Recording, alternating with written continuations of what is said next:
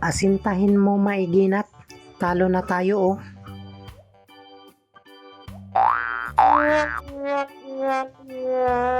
Hala, parang walang kain lang ah.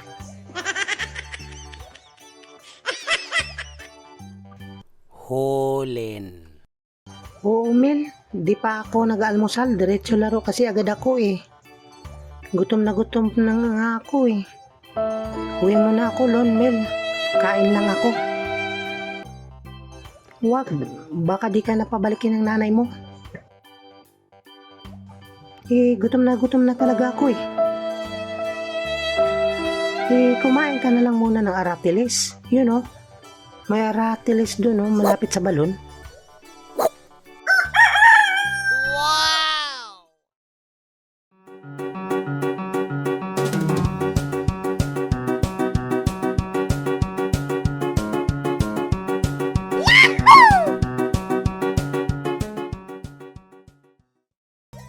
Oo nga ano. Oo, sige.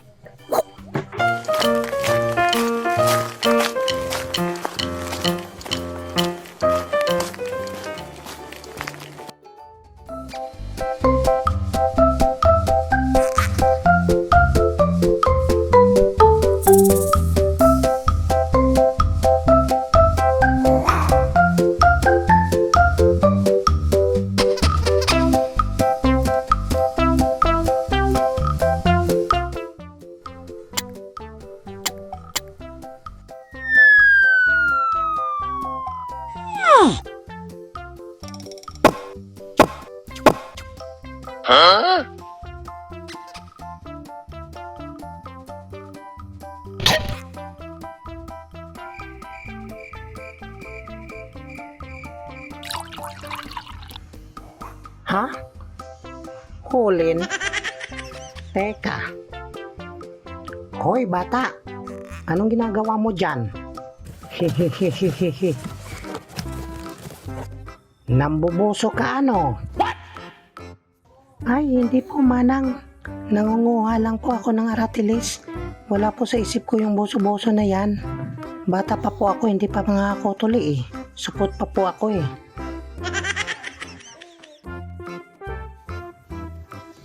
Supot? Nakabrief ka na nga eh. Siya nga pala. Noon po kasi parang ang mga tuli lang ang may karapatang mag-brief. Tsaka ka nabibilan ng brief ng magulang mo pag tuli ka na. O di ba? Kung supot ka, bakit ka nga naka-brief na? Kasi po, di ba? May bulsa po ang brief. Aba malay ko, di naman ako nagbi-brief. Yung asawa nyo po, hindi nagbi-brief? Supot pa? Wala pa akong asawa. Kasi po, ang brief po kasi may bulsa po, kaya doon ko po nilalagay ang mga hulin na pamato ko. Kaya sinuot ko yung brief ni tatay, medyo maluwag nga eh. Kaya siguro nahulog ang mga hulin. Ibig mong sabihin, galing sa brief mo tong mga hulin na to? Yeah, boy. Opo. Yay, kadiri. Marumi na pala tong tubig. Dito nalaglag yung mga hulin eh. Bumaba ka nga dito. Oh, igiban mo ako ulit ha. Hinulugan mo ng huli na galing sa brief mo yung tubig ko ha. Kaya dapat lang na itapon ko, madumi na eh. Punuin mo ang palanggana ha. Bilisan mong pag-igib. Baka magbago isip ko, ipabarangay kita. Nambubuso ka. Di nga po ako nambuso. Uy, Mil.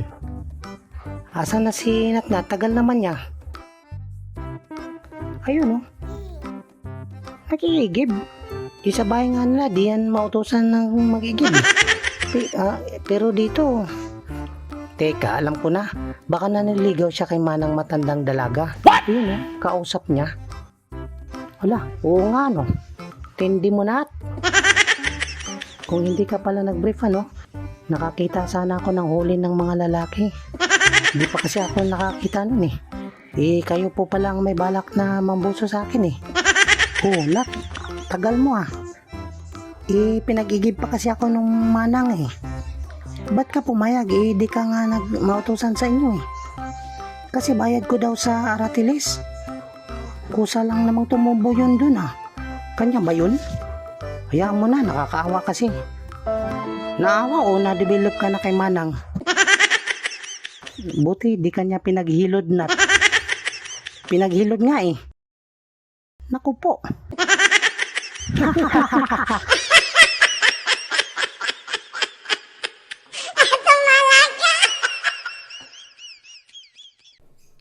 Kayo, may experience din ba kayo tungkol sa hulin na hindi nyo makakalimutan?